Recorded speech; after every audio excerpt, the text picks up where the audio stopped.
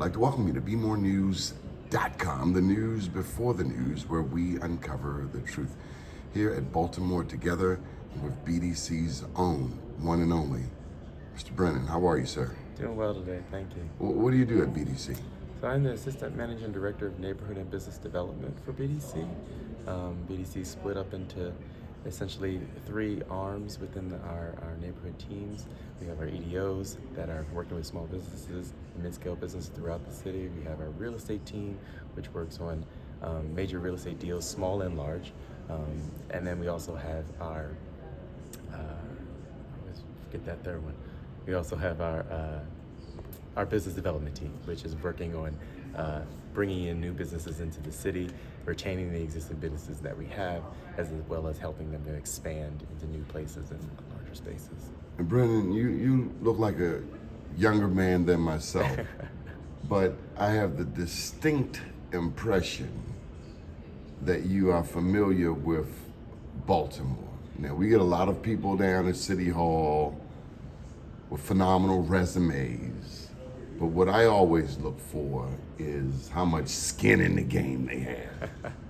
You know a little bit about not just Pennsylvania Avenue on the south end, but what it turns into, Ricestown Road. You understand the Northwest Corridor. I do. I grew up, I was like to say, in the backyard of Ricestown Plaza. The alley was the alley, and then the parking lot started. Baltimore is near and dear to my heart. I now live on the east side, on Broadway and Oliver, in the Oliver community. So Baltimore is definitely a place that not only is it my home, but it's a place that I want to see thrive, prosper, and grow. So I'm putting my stake here and making sure I can do everything. Now, I have to tell you, to go from the plaza to East Oliver Street. Now I'm not a West Baltimorean that has any prejudices or biases against East Baltimore, but there are those people who do, but there are also those who just have a prejudice toward Baltimore overall. And it seems as though you've gone from the plaza to deep into the inner city. Normally, so often people are Works going the other away. way, right? Yeah. Why? No, definitely because, the goal, or a lot of times folks are trying to, I want to do more, I want to get better, I want to get more knowledge, I want to gain success, and then I'm going to leave and I'm going to go. And because your community you feel is not the place where you need to be, but that's exactly where you need to be. Once you gain some skills and some knowledge and some know-how and some maybe even influence and relationships, don't run out of your community. Bring all of that back to your community. I might have switched from east to west, but I don't see Baltimore in this east to west divide. Baltimore is one city, and until we start acting like one city, and whether that be east, west, downtown, the harbor, up north, the homeland, Governorstown, Sandtown, like all the way around, until we see ourselves as one city, we're always going to be stagnated. We're always going to be divided. We're always going to be scrounging for the same resources and trying to pull them in different places. But if we see ourselves as one city, we can actually begin to plan and think about how do we most best utilize the resources that are available to us. Brennan, I think back to 2015, April 27th, May. I'm 58. While I vaguely remember the riots of 68, I remember that day here in Baltimore in 2015. It was the ugliest day ever. We were the epicenter of international media attention right there at Penn-North. And I haven't seen anything. I've been very critical, BeMoreNews.com. We've been very deliberate in our assessment of Penn-North, what's happened since then. But today you just gave me some of the best news that I've gotten in the past decade. Would you like to share? Certainly. So right up the street from that epicenter moment where we watched the CVS burn, we watched the community mourn, it is now Pennsylvania Avenue's time of reinvestment. BDC, along with Barco Development and the Civic Group, are working to bring the Mayor's Office of Cable and Communication, affectionately known as Charm TV, which is your public access channel. All Baltimoreans, if you don't know about it, you should check it out. We're moving them from downtown Baltimore to the Black Arts District to be the gateway iconic project on Clifton and Pennsylvania Avenue, taking over about 8 vacant lots along Pennsylvania Avenue, and it will be a new premier building focused on not only media production for Charm TV, but a community center that will allow the residents and that community there particularly, but of course the rest of the city, to access programming in relation to media production, podcasting, editing of video footage and such. So we're really excited about this move from downtown and into the Black Arts District. Moving, it makes sense on so many levels. It makes sense on the media component, bringing a new evolution of what the Black Arts District means. As we all know, the history of course, that energetic corridor where everybody from James Brown to Count Basie to Etta James, like all of them on that circuit going through down along Pennsylvania Avenue. But now we're bringing in that new media. I don't believe you, Brennan. Oh. Brennan Murray, I do not believe you. This must be a dream. Well, it's a dream come true because it most certainly is happening. The mayor's office of community development and the mayor himself are very much behind this. They have offered Comcast PEG funds to cover the initial upfront costs of this development, the soft costs, we like to call them, coming up with the planning and all those things. Chris Mfume with Civic Group, who is the construction arm, and then Leon Pinkett, who is the overall development manager for the project. Did you say Leon Pinkett, the former councilman? I did. He is now the executive director of Barco, Baltimore Arts Realty Corp. And they have done an excellent job of engaging the community in this process. This is not a top-down, we're just dropping this on the community. They've really gotten in and asked the questions about what do the young people want to see in this development, because again, the programming is really focused and aimed at the youth of our city, to have a positive outlet, also an outlet that lets them be entrepreneurial. Many people make their money on YouTube and other digital media sources, so this is really aimed at giving them an opportunity to work with professional equipment, produce their own content, and also have a place to go that is not just that they're not just doing things that they shouldn't be doing, but a place to go where they can actually make a life for themselves. So we're really excited about this development. We just had our community meeting, our large community meeting. Annie Hall and others represented there to show their support. We had a very good meeting, and everybody was very pleased at what they saw. I won't quote. I'm not going to quote them because I won't remember everything they said. But the thing I do want to share is, I heard at that meeting, this is Pennsylvania Avenue's time, and this doesn't come to our community every day. And no, if we miss it, shame on us. We won't be missing it. Right, and so the community is behind it, and we just got through our UDAP meeting for the design review of the buildings.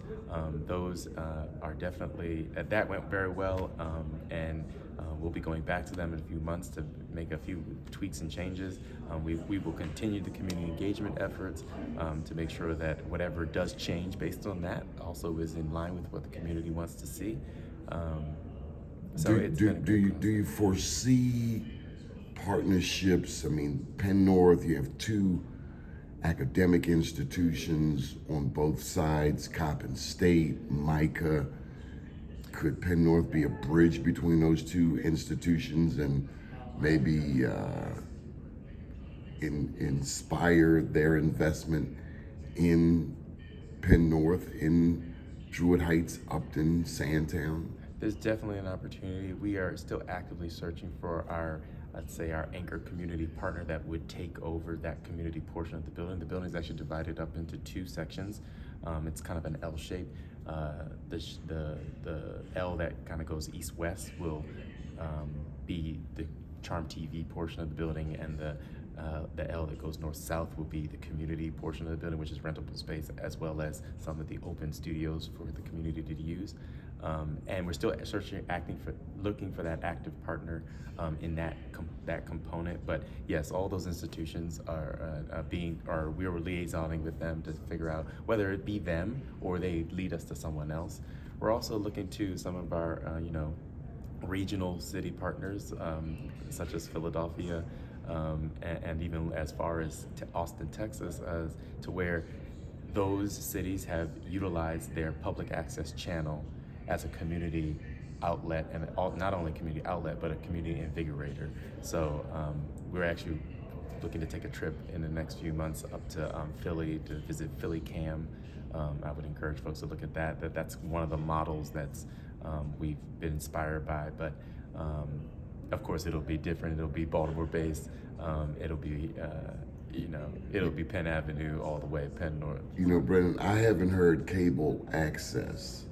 I haven't heard that term here in Baltimore since Baltimore Cable Access Corporation was at Coppin State, and then they moved downtown. But it started all at Coppin State. As a Coppin alumni, I just want to tell you, Karen Bethea and Arthur Bugg, they made Coppin. It was an important step to it. All that to say, we never thought it would come back to the community. It is most certainly. We're excited about it. The community is excited about it. The project, you can go online, search Charm TV Moving. It'll come up. The images are gorgeous. It is certainly it's a different look for Penn-North, and the community is excited about that. Sometimes people you're like, well, it has to kind of look like the past or look exactly how it did before. And it's like, no, we want to evolve. We want to also bring new opportunities. We bring new faces. We want to make a gateway, an iconic moment at the gateway of the Black Arts District. So this is certainly, like I said, it's Pennsylvania Avenue. Now, we have heard rumblings that Senator Hayes has something planned also for the former library or the library and the city health building. I don't know if it's too soon. I think it's a little soon for that.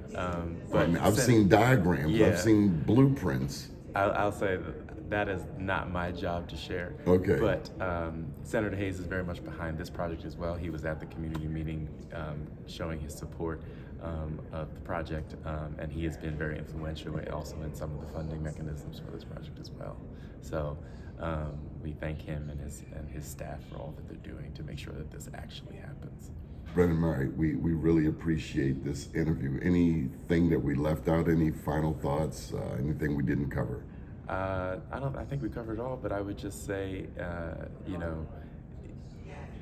Baltimore will be encouraged. Not only do the communities that have been neglected over the past 30, 40 years, not only are they involved in changing that narrative, but so is the center core. The center core is focused on, we only rise if all of us rise. So it's more than just rhetoric. Yes. I'm here. That was my first question when I came in the door. I'm looking around the room. I'm seeing a lot of the traditional, usual, at least the entities. Some new faces, and you wonder. We're talking about Baltimore, home of segregation, going back to 1910. Mayor J. Barry Mahul. Blacks couldn't move into white neighborhoods. Whites couldn't move into black neighborhoods. But even more so, the underinvestment. When you see the news and they point to Sandtown or Oliver and say this is where the murders are, and I'm just wondering, well, where's the investment to counter that? Instead, in neighborhoods like Sandtown, like Oliver, they closed the schools, they closed the recreation centers. It's like you're starving one part of the community, but other communities like East Harbor, we're flooding with resources. It's just a little frustrating, Brennan. It can be, but like I said before, if you have a chance, I would certainly encourage folks to look at the UDAP presentations. Are public knowledge. If you go to baltimorcity.gov and look for the UDAP tab, you can find all the information that was shared at the UDAP. And I'm referencing this because there was an image that was shown of all the things that are coming to West Baltimore, in and around the Pennsylvania Avenue cores, as far as all the way up to Druid Hill Park and the renovation of the park with the tanks. You know, yes, that's an infrastructure project, but it's also a community amenity project, and changing how the communities that surround the park, which are a majority African American communities, can now interface with the park, removing the highway that separates them from the community. You know, that park once had I believe it was 9 different points in which you could enter the park, and now it's been reduced to about 3. So, you know, re-engaging the community into the money that belongs to them. First and foremost, they live right next to it, but you know, most people that end up going there live very far away from the park. So, you know, and that's just because of a road barrier. So that's one. There is a new rec center coming as well, which is being redeveloped. An old school that was shut down, one of the schools that you mentioned or referenced, that was shut down, and that's being redeveloped into a new rec center. I would say, if you want an example of what we're talking about there, look to the Cahill Rec Center, which was completely redone at the end of the Gwynns Falls Parkway and 33rd. But and then the Charm TV project coming. We have the Sanaa Center. And there's more. Like there was things on the chart that I was like, I wasn't even aware of that were in the works. So, but why is it taking so long? And who's not sharing? I mean, thank goodness we got this interview with you, but we don't hear about this in the community. I would say, I don't want to point fingers at anyone, but whatever we can do yeah. to help get the word out, it would be our pleasure, because this is welcomed news. We need to hear this. As you know, we hear a lot of gunshots, so we'd love to hear some of this good news to help counter those negative things we hear. Certainly, and that in itself is, you know, Baltimore, we control our narrative. Conservative media does not, liberal media does not. We control our narrative, and you know, if you want it to sound better, put a different sound out there. Put a better sound out there. So I charge all of us, citizens and all, both those private, laymen, and commercial, whoever, tell your story about what's going better in your neighborhood or what is working. And I certainly will do my effort to do the same. Brennan Murray, Baltimore Development Corporation, we appreciate you so much. Thank you.